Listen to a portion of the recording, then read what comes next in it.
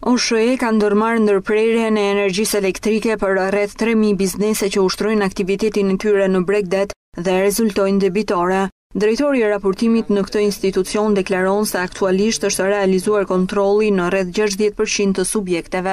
Rreth 60% e debitorëve që flasim në këto zona janë të kontrolluara dhe një pjesë rreth 3000 prej tyre janë marrë masa dhe për ndërprerjen e energjisë elektrike. Ndërprerjet e energjisë elektrike në vend kanë ardhur si pasojë mbi ngarkesës së rrjetit e lidhur kjo edhe me temperaturat e larta që kanë përfshirë vendin. OSHE bën me dije se një tjetër arsye është edhe fakti që aktualisht është periudhë remontesh. Për shkak të natyrës së investimit jemi detyruar që të kryejmë dhe ndërprerje të furnizimit në energji elektrike të zonave të caktuara të cilët po zhvillojnë këto investime.